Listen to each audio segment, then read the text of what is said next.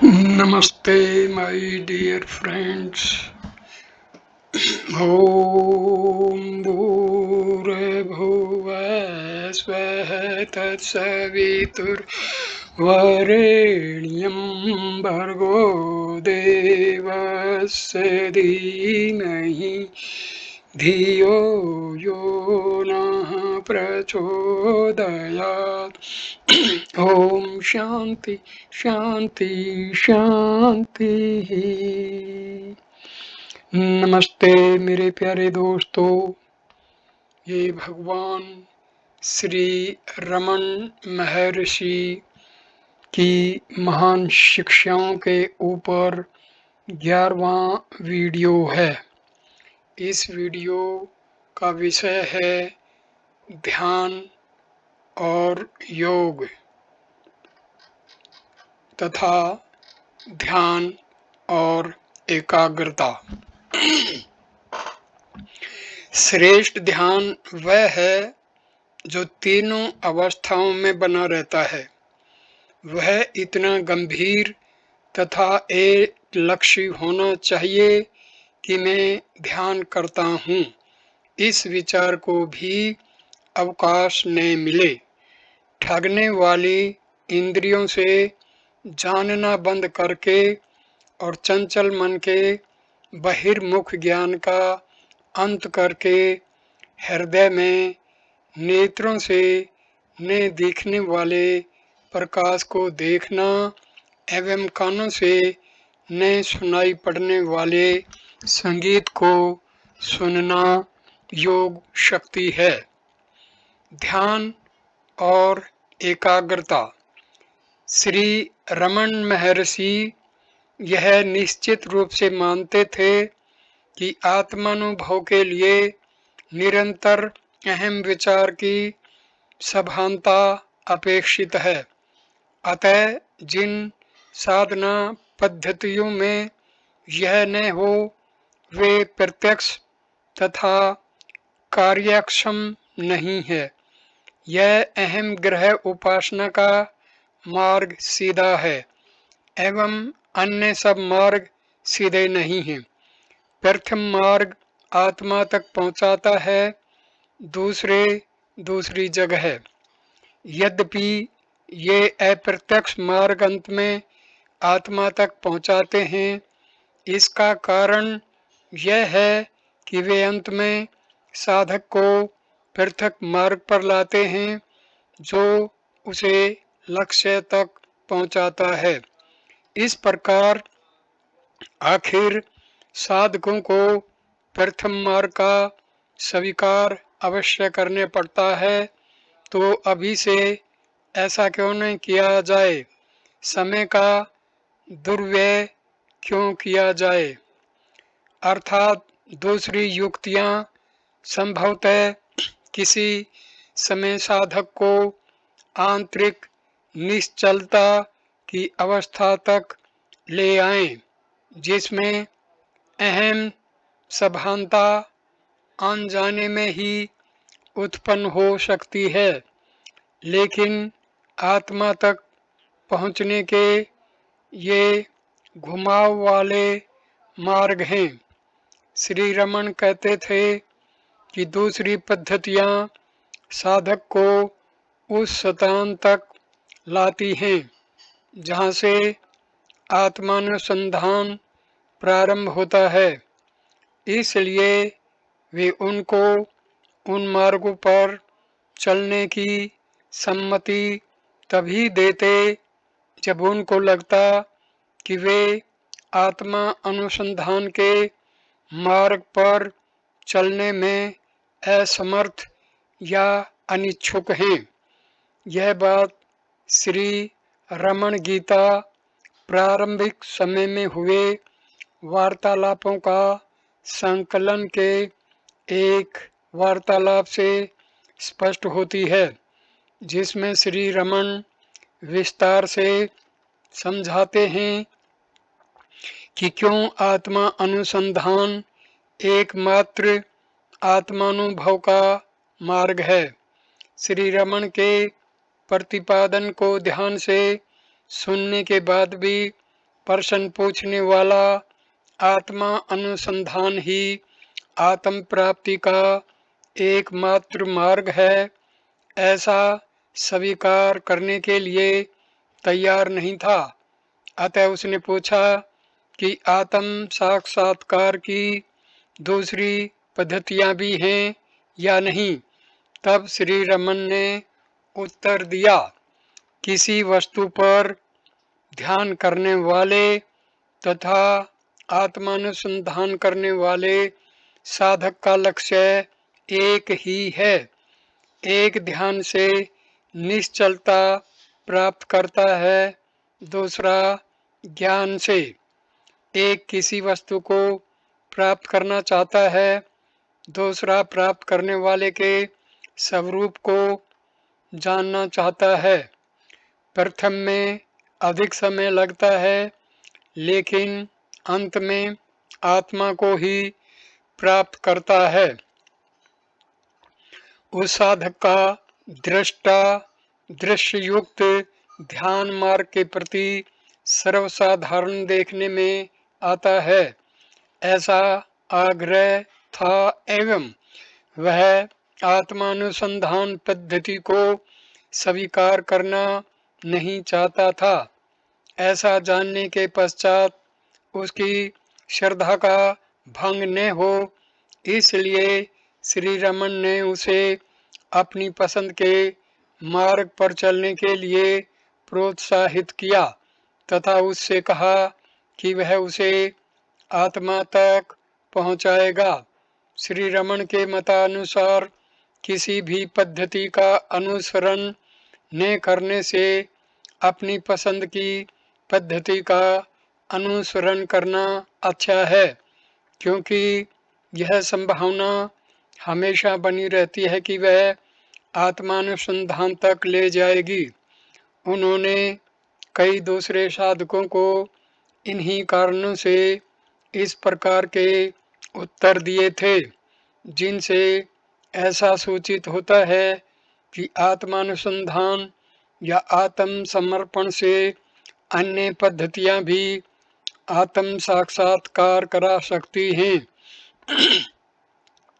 लेकिन इसे स्वीकार करना ठीक नहीं होगा, क्योंकि वे उन्हीं लोगों को दी गई थी जो आत्मानुसंधान के प्रति आकृष्ट नहीं होते थे और अपनी पसंद की पद्धति का ही अनुसरण करना चाहते थे।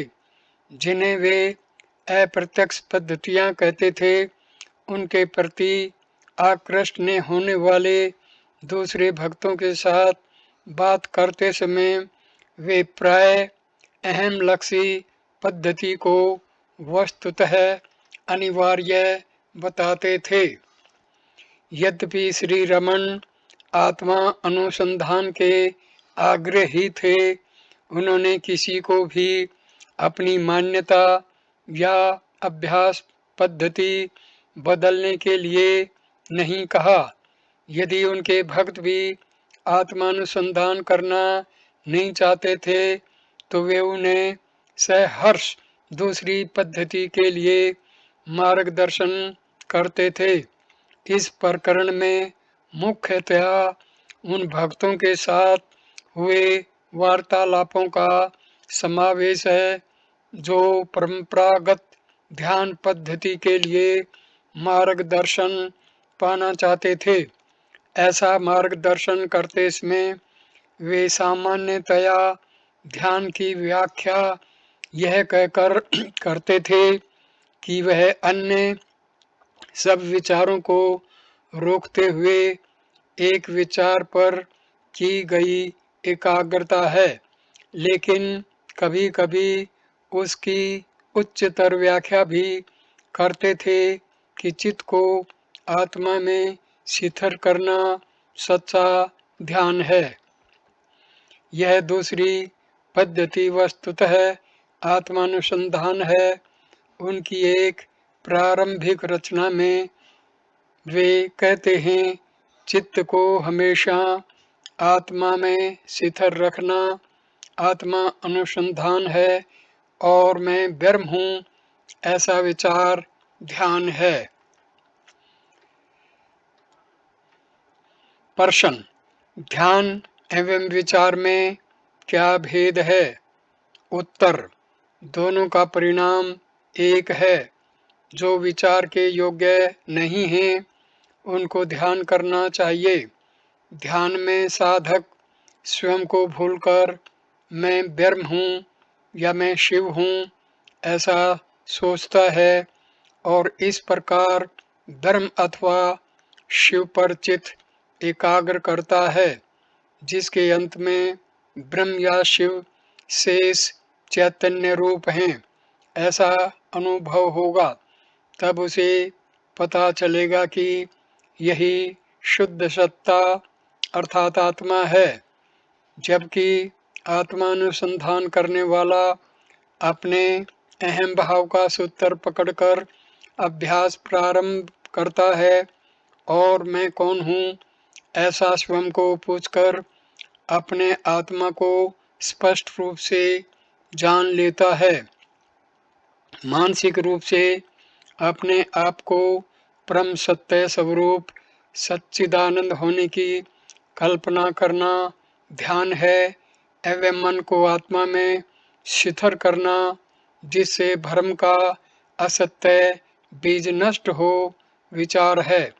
साधक जिस रूप में आत्मा का ध्यान करता है उसी रूप में उसे प्राप्त करता है। वे शांत नम्र भक्त जो किसी भी प्रकार की कल्पना के बिना मौन रहते हैं, कैवल्य की उदात्त निर्विशेष अवस्था प्राप्त करते हैं, जो आत्मा की निराकार स्थिति है। ध्यान विचार की अपेक्षा प्रश्न, ध्यान विचार की अपेक्षा अधिक सीधा है क्योंकि ध्यान में साधक सत्य को पकड़े रहता है, जबकि विचार में उसे असत्य से सत्य को अलग करना पड़ता है। उत्तर, प्रारंभ में रूप का अवलंबन लेकर ध्यान करना अधिक सरल एवं रुचिकर है। उसका अभ्यास साधक को आत्मा अनुसंधान तक ले जाता है, जिसका स्वरूप ही सत्य और असत्य का विवेक करना है। जब आपका चित्त विरोधी भावों से भरा हुआ हो, तब सत्य को पकड़े रहने से क्या लाभ? आत्म विचार आपको उन अवरोधों को हटाकर जो आपको ऐसा सोचने के लिए विवश करते हैं कि आत्मा पहले से ही साक्षात नहीं है, सीधे ही साक्षात करा देता है। साधक के विकास के स्तर के अनुसार ध्यान भिन्न होता है। यदि साधक उसके योग्य है तो वह सीधे ही विचार करने वाले को सूत्र रूप में पकड़े रह सकेगा और वह अपने आप अपनी मूलभूत शुद्ध चेतना में विलीन हो जाएगा। लेकिन यदि वह सीधे ही विचार करने वाले को पकड़े नहीं रह सकता तो उसे अवश्य ईश्वर का ध्यान करना चाहिए और समय आने पर वही व्यक्ति पर्याप्त रूप से शुद्ध होने पर विचार करने वाले को पकड़ रख सकेगा एवं पूर्ण सत्ता में विलीन होगा। अहंकार को बनाए रखकर ही ध्यान संभव है। अहंकार होता है और ध्येय भी होता है।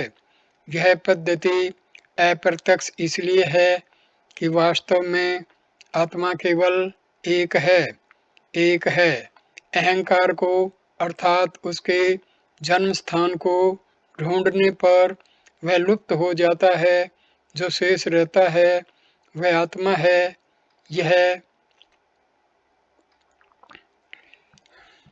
सीधी पद्धति है। प्रश्न, ध्यान रूप साधन से भीतर जाने का मार्ग नहीं मिलता। उत्तर, इसमें हम सब कहाँ हैं? वह हमारा अस्तित्व ही है। प्रश्न, ऐसा होने पर भी हम विषय में अज्ञान हैं। उत्तर, किस विषय में अज्ञान है और किसका अज्ञान है? यदि आत्मा का अज्ञान है तो क्या दो आत्मा हैं? प्रश्न, दो आत्मा नहीं हैं, लेकिन मर्यादा के अस्तित्व का इनकार नहीं किया जा सकता। मर्यादा के कारण। उत्तर, मर्यादा सिर्फ मन में है। गाढ़ निद्रा में आप मर्यादा का अनुभव करते हैं। नींद के दौरान आप प्राप्त होते हैं। आपके उस समय के अस्तित्व का आप इनकार नहीं करते हैं। इस जागृत अवस्था में वही आत्मा इस पल तथा इस स्थल में भी है। इस समय आप कहते हैं कि मर्यादा है। वस्तुतः हुआ यह है कि अब इन दो अवस्थाओं में भेद उत्पन्न हुआ है। यह भेद मन के कारण है। नींद में मन नहीं था, अब वह सक्रिय है। आत्मा का अस्तित्व मन के अभाव में भी होता है। प्रश्न, यह बात समझ में तो आती है, अनुभव नहीं होता। उत्तर, ध्यानाभ्यास से धीरे धीरे अनुभव होगा। प्रश्न, ध्यान मन से होता है, वह मन का नाश कैसे कर सकता है जिससे कि आत्मा प्रकट हो? उत्तर, ध्यान का अर्थ एक विचार को पकड़े रहना है। वह एक विचार दूसरे विचारों को दूर रखता है। चंचलता मन की निर्बलता का चिन्ह है। निरंतर ध्यानाभ्यास से वह प्रबल बनता है, अर्थात अस्थिर विचारों के स्थान में उनकी शिथिल पृष्ठभूमि आ जाती है, जो विचारों से मुक्त है। यह विचार रहित विस्तार आत्मा है। शुद्ध मन आत्मा है। प्रश्न, ध्यान क्या है? उत्तर, अपने आत्म रूप से रहना ध्यान है। अपने वास्तविक स्वरूप से जरा भी विचलित न होना एवं मैं ध्यान कर रहा हूँ ऐसे भाव से मुक्त रहना ध्यान है। प्रश्न, ध्यान तथा समाधि में क्या अंतर है? उत्तर, सभान मानसिक प्रयत्न से ध्यान होता है। समाधि में ऐसा मनोयतन नहीं होता। प्रश्न, ध्यान के विषय में क्या क्या बातें ख्याल में रखना जरूरी है? उत्तर, आत्मनिष्ठ पुरुष को यह स्मरण रखना आवश्यक है कि उसे इस समाहित स्थिति से जरा भी च्युत नहीं होना है। अपने सच्चे स्वरूप से विचलित होने पर उसे अपने समक्ष तेजोमंडल, असामान्य ध्वनियाँ तथा भीतर या बाहर दिखने वाले देव स्वरूपों को सत्य मान लेने की इच्छा इत्यादि उत्पन्न हो सकते हैं। उसे इन सब बातों से भ्रम में नहीं पड़ना चाहिए और अपने आत्मा का विस्मरण नहीं होने देना चाहिए। प्रश्न, ध्यान का अभ्यास किस प्रकार करना चाहिए? उत्तर, ध्यान वस्तुतः आत्मनिष्ठा है, लेकिन साधारणतया जब मन में विचार उत्पन्न हों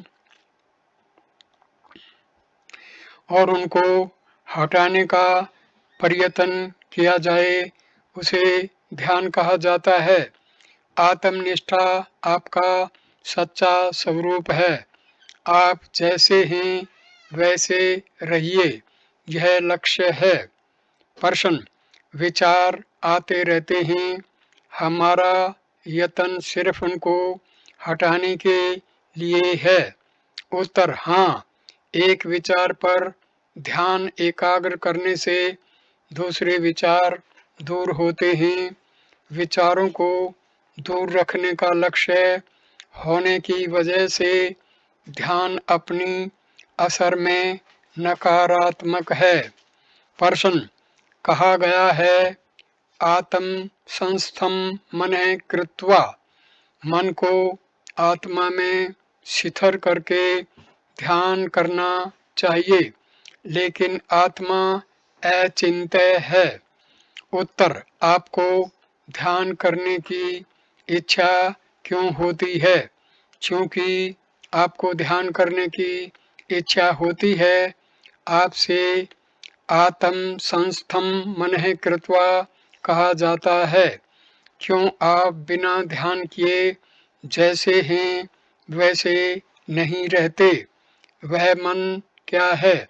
सब विचारों का निरसन होने पर मन आत्म संस्थ होता है। प्रश्न, यदि किसी आकार का अवलंबन दिया जाए तो मैं उस पर ध्यान कर सकता हूँ और दूसरे विचारों का निरसन होता है, लेकिन आत्मा निराकार है।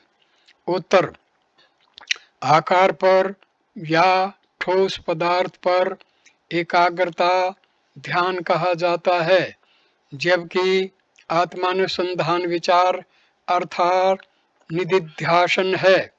प्रश्न, इंद्रियजन्य सुखों से ध्यान में अधिक आनंद है, फिर भी मन ध्यान जन्य सुख के बजाय विषय सुख के पीछे दौड़ता है, ऐसा क्यों?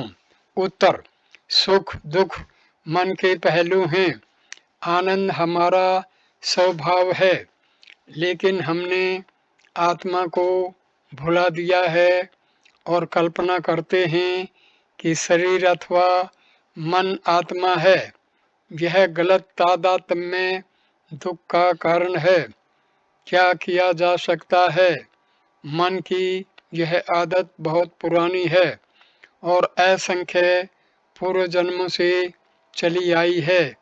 इस कारण वह दृढ़ हो गई है।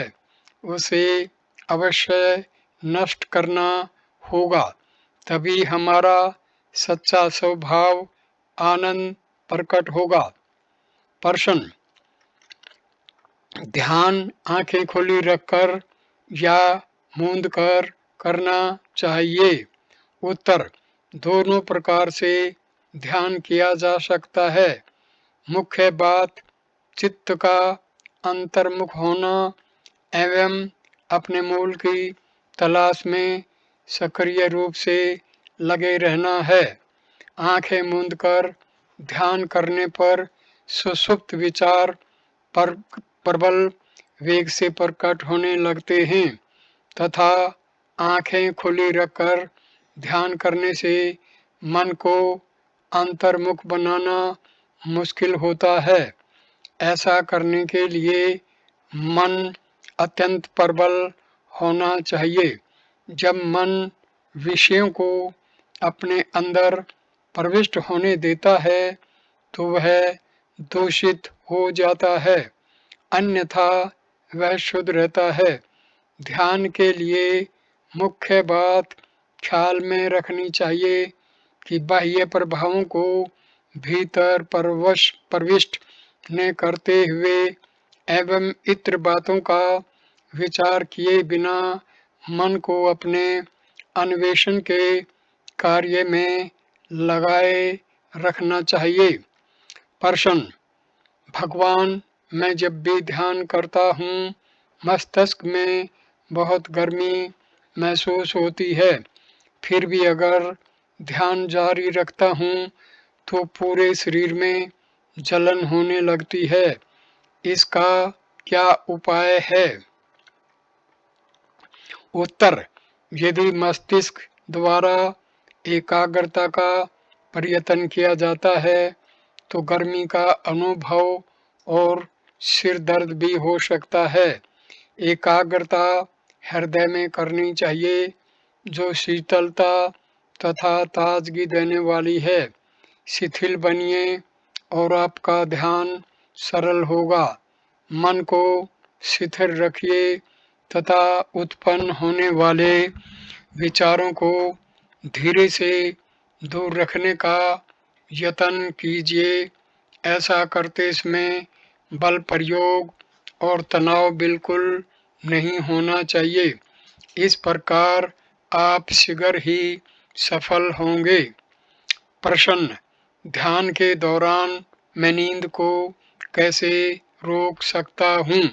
उत्तर: ध्यान के दौरान नींद को रोकने का यत्न एक विचार है जो नहीं होना चाहिए, लेकिन यदि नींद आ ही जाए तो नींद के दौरान तथा नींद के पश्चात भी ध्यान जारी रहेगा।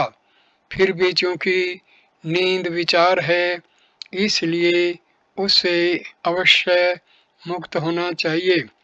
अंतिम सहज अवस्था जागृत में एवं सभानता पूर्वक प्राप्त करनी चाहिए, जिसमें विक्षेप करने वाले सब विचारों का अभाव होना चाहिए। जागृत एवं सुषुप्ति सहज निर्विचार अवस्था के पर्दे पर आने जाने वाले चित्र हैं, उनके प्रति लक्ष्य दिए बिना ही उनको चले जाने देना चाहिए। प्रश्न: ध्यान किस पर किया जाना चाहिए? उत्तर: आपको पसंद हो ऐसी किसी भी वस्तु पर। प्रश्न: शिव, विष्णु और गायत्री समान रूप से प्रभावशाली कहे जाते हैं। मुझे किस पर ध्यान करना चाहिए? उत्तर: किसी पर जो आपको सबसे अधिक पसंद हो। वे सभी समान रूप से असरकारक हैं, लेकिन आपको किसी एक का ही आश्रय लेना चाहिए। प्रश्न: मुझे कैसे ध्यान करना चाहिए? उत्तर: जो आपको सबसे अधिक अच्छा लगे उस पर चित्त एकाग्र कीजिए। यदि एक विचार बना रहे तो दूसरे विचार दूर रखे जा सकते हैं तथा अंत में नष्ट किए जा सकते हैं। विचारों की विविधता जब तक बनी रहती है, बुरे विचार भी होते हैं। यदि हमारी भक्ति का लक्ष्य मन में बना रहे तो केवल अच्छे विचार ही उत्पन्न होंगे। इसलिए एक विचार पर एकाग्रता का अभ्यास करना चाहिए। ध्यान सब साधनों में मुख्य है और ध्यान का अर्थ है युद्ध। जैसे ही आप ध्यान प्रारंभ करते हैं, दूसरे विचार इकट्ठे होकर प्रबल बनकर उस एक विचार को शिथिल न रहने देने का यत्न करेंगे, जिसे आप दृढ़ता से पकड़े रहना चाहते हैं। बार बार के अभ्यास से सद्विचार अवश्य प्रबल बनना चाहिए।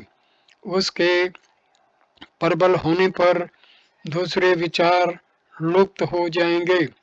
ऐसा प्रचंड युद्ध ध्यान के दौरान चलता रहता है।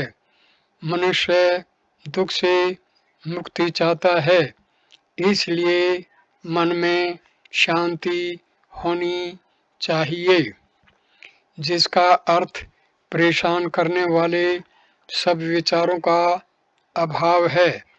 केवल ध्यान से मन को शांति मिलती है। प्रश्न: भगवान कहते हैं कि यद्यपि आत्मा का स्थान हृदय है, फिर भी वह किसी भी चक्र में प्रकट हो सकता है। क्या यह संभव नहीं कि भृकुटी के मध्य में ध्यान करने से वही आत्मा का स्थान बन जाए? उत्तर: यदि आप शरीर में किसी भी स्थान पर लक्ष्य एकाग्र करें तो आत्मा के स्थान का विचार केवल सैद्धांतिक है। आप स्वयं को दृष्टा और जिस स्थान में लक्ष्य एकाग्र करते हैं उसे दृश्य मानते हैं। यह केवल भावना है। इससे विरुद्ध जब आप दृष्टा को ही देखते हैं तो आत्मा में विलीन होकर उसके साथ एक रूप हो जाते हैं, वह हृदय है। प्रश्न, भ्रिकुटी के मध्य में एकाग्रता का अभ्यास इच्छनीय है? उत्तर, किसी भी प्रकार के ध्यानाभ्यास का अंतिम परिणाम यह है कि साधक जिस लक्ष्य पर अपने चित्त को एकाग्र करता है वह दृष्टा से अलग नहीं रहता। दृष्टा और दृश्य दोनों एक आत्मा बन जाते हैं, वह हृदय है। प्रश्न, श्री भगवान हमें किसी विशेष चक्र पर एकाग्रता का अभ्यास करने की सलाह क्यों नहीं देते? उत्तर, योग शास्त्र कहता है कि सहस्रार मस्तिष्क में रहा हुआ चक्र आत्मा का स्थान है। पुरुष सूक्त हृदय को आत्मा का स्थान बताता है। साधक को संभावित संदेह से बचाने के लिए मैं उसे मैं अथवा मैं हूँ के सूत्र को पकड़कर उसके मूल तक अनुसरण करने के लिए कहता हूँ, क्योंकि किसी को भी मैं के भाव के बारे में कोई संदेह होना संभव नहीं है। दूसरे साधन रूप से किसी भी वस्तु का स्वीकार किया जाए, अंतिम ध्येय मैंपने के मूल का अनुभव है, जो सबके अनुभव का प्राथमिक तत्व है। इसलिए यदि आप आत्म अनुसंधान का अभ्यास करें तो आप हृदय तक पहुंच जाएंगे जो आत्मा है। प्रश्न, मैं हठ योग का अभ्यास करता हूँ और मैं ब्रह्म हूँ, इस प्रकार ध्यान करता हूँ। कुछ क्षणों में सुनने का अनुभव होता है, मस्तिष्क गर्म हो जाता है और मृत्यु का भय लगता है। मुझे क्या करना चाहिए? उत्तर, मैं ब्रह्म हूँ यह केवल विचार है। ऐसा कौन कहता है? स्वयं ब्रह्म ऐसा नहीं कहता। उसे ऐसा कहने की क्या आवश्यकता है? नहीं तो सच्चा मैं ऐसा कहता है, क्योंकि वह हमेशा ब्रह्म रूप ही रहता है। ऐसा कहना एक विचार है। यह विचार किसका है? सब विचार झूठे मैं से अर्थात अहंकार से उत्पन्न होते हैं। निर्विचार रहिए, जब तक विचार रहेगा भय भी रहेगा। प्रश्न, मैं उसका ब्रह्म का विचार जारी रखता हूँ जो विस्मृति होती है, मस्तिष्क गर्म होता है और मृत्यु का भय लगता है। उत्तर, हाँ, चित्त को मस्तिष्क में एकाग्र किया जाता है, इस कारण वहाँ गर्मी का अनुभव होता है। इसका मूल कारण अहम विचार है।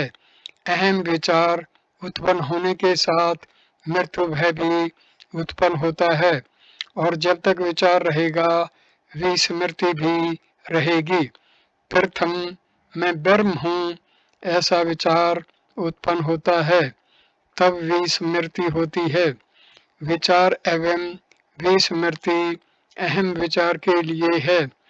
उसे सूत्र की तरह पकड़े रहिए तो वह आभास की तरह लुप्त हो जाएगा। तब जो शेष रहता है वह आत्मा है, सच्चा मैं है। मैं ब्रह्म हूँ एकाग्रता का अवलंबन है, क्योंकि वह दूसरे विचारों को दूर रखता है। जब वही एक विचार रहे तब देखिए कि वह किसका है, तो पता लगेगा कि वह मैं से उत्पन्न होता है।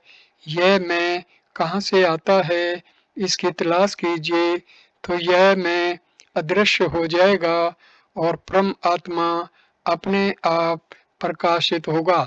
इसके बाद कोई यत्न जरूरी नहीं है। जब सिर्फ एक सच्चा मैं रहेगा, वह मैं ब्रह्म हूँ ऐसा नहीं कहेगा। क्या मनुष्य मैं मनुष्य हूँ ऐसा बार बार कहता है? जब तक कोई उसे चुनौती न दे, उसे क्यों अपने आप को मनुष्य कहना पड़े? क्या कोई स्वयं को भूल से पशु मानता है कि उसे नहीं, मैं पशु नहीं मनुष्य हूँ ऐसा कहना पड़े?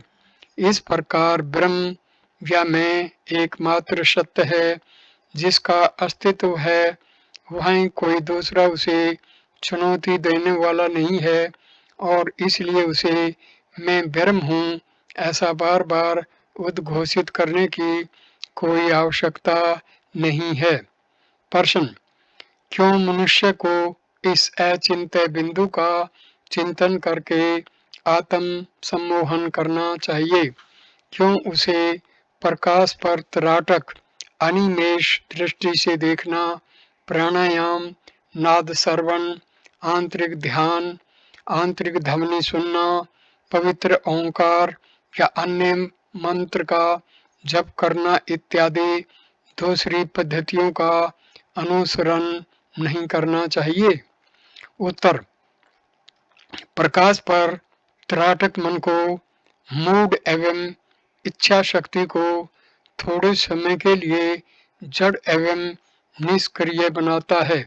इससे कोई स्थायी लाभ नहीं होता। प्राणायाम इच्छा शक्ति को कुछ समय के लिए निष्क्रिय कर देता है, लेकिन ऐसी स्थिति स्थायी नहीं होती। यही बात नाद श्रवण के लिए तथा मंत्र जप के लिए भी सच है। यदि मंत्र पवित्र न हो और किसी उच्चतर शक्ति की पावन एवं ऊपर उठाने वाली सहायता प्राप्त न हो। प्रश्न: हमें ललाट में भौहों के बीच एकाग्रता की सलाह दी गई है, क्या वह सही है? उत्तर: प्रत्येक मनुष्य मैं हूँ के बारे में सभान है। उसे छोड़कर वह ईश्वर की तलाश में चारों ओर घूमता रहता है। भौहों के बीच में लक्ष्य छितर करने से क्या लाभ? ईश्वर भौहों के बीच में विद्यमान है ऐसा मानना मूर्खता है। ऐसी सलाह का हेतु मन को एकाग्र होने में सहायता करना है। यह मन को न बिखरने देने की और उसे बलपूर्वक रोकने की पद्धतियों में से एक है, जिसमें उसे जबरदस्ती एक प्रवाह में बहने के लिए बाध्य किया जाता है। यह एकाग्रता के लिए सहायक है, लेकिन आत्मानुभव का श्रेष्ठ साधन मैं कौन हूँ की तलाश है। वर्तमान परेशानी मन को है, उसे मन से ही हटाना चाहिए। प्रश्न: मैं हमेशा शरीर में केवल एक ही केंद्र पर एकाग्र नहीं करता। मुझे कभी एक तो कभी दूसरे केंद्र पर एकाग्रता करना सरल लगता है। जब मैं किसी एक केंद्र पर एकाग्रता करता हूँ, तो विचार अपने आप दूसरे केंद्र पर स्थिर होता है। ऐसा क्यों होता है? उत्तर: आपकी भूतकालीन अभ्यास पद्धतियाँ इसका कारण हो सकती हैं, लेकिन किसी भी हाल में महत्व की बात यह नहीं है कि आप किस केंद्र पर एकाग्रता करते हैं, क्योंकि सच्चा हृदय प्रत्येक केंद्र में तथा शरीर के बाहर भी विद्यमान है। आप शरीर के किसी भी भाग पर या किसी भी बाह्य वस्तु पर एकाग्रता करें, वहाँ हृदय है। प्रश्न: क्या हमेशा एक ही केंद्र पर एकाग्रता करनी चाहिए या अन्य स्थानों पर भी की जा सकती है? उत्तर: जैसा मैंने अभी कहा, आप किसी भी केंद्र पर एकाग्रता करें, कोई हानि नहीं है, क्योंकि एकाग्रता विचारों के त्याग का साधन है। किसी भी केंद्र पर या वस्तु पर एकाग्रता की जाए, एकाग्रता करने वाला हमेशा एक है। प्रश्न: कुछ लोग ऐसा मानते हैं कि हमें किसी ठोस पदार्थ पर ही एकाग्रता का अभ्यास करना चाहिए, क्योंकि मन के नाश का प्रयत्न खतरनाक हो सकता है। उत्तर: खतरनाक किसके लिए? आत्मा से भिन्न कोई खतरा हो सकता है। मैं अनंत सागर हैं। अहंकार उस पर एक तरंग मात्र है, जिसे जीव या वैयक्तिक आत्मा कहा जाता है। तरंग भी पानी ही है, क्योंकि मिटने पर वह सागर में मिल जाता है। जब वह तरंग होता है, तब भी वह सागर का भाग है। इस सादे सत्य के अज्ञान के कारण अनेक नाम वाली असंख्य पद्धतियां, योग, भक्ति, कर्म बताई जाती हैं। इनमें से प्रत्येक के कई भेद हैं, जिनका उपदेश बड़ी चतुरता से, बड़े विस्तार से लोगों के मन को लुभाने और भ्रम में डालने के लिए किया जाता है। विभिन्न धर्म, संप्रदाय तथा वाद भी ऐसे ही हैं। उन सब का प्रयोजन क्या है? केवल आत्मा को जानना। वे आत्मा को जानने के लिए आवश्यक साधन या अभ्यास हैं। इंद्रियों से जाने गए पदार्थ प्रत्यक्ष कहे जाते हैं। क्या आत्मा जैसी कोई प्रत्यक्ष वस्तु है जो हमेशा एवं इंद्रियों की सहायता के बिना अनुभव की जाती हो? इंद्रिय प्रत्यक्ष परोक्ष ज्ञान है, प्रत्यक्ष नहीं। केवल अपनी सभानता ही सीधा या प्रत्यक्ष ज्ञान है, और वह सबके लिए समान है। आपने आत्मा को जानने के लिए कोई सहायता जरूरी नहीं है। मैं इस वीडियो को यहीं पर विराम देता हूँ। अगला वीडियो नंबर 12 हम शुरू करेंगे। विषय होगा मंत्र और जप। वीडियो देखने के लिए नमस्कार मेरे प्यारे दोस्तों, नमस्ते। ओम शांति शांति शांति ही।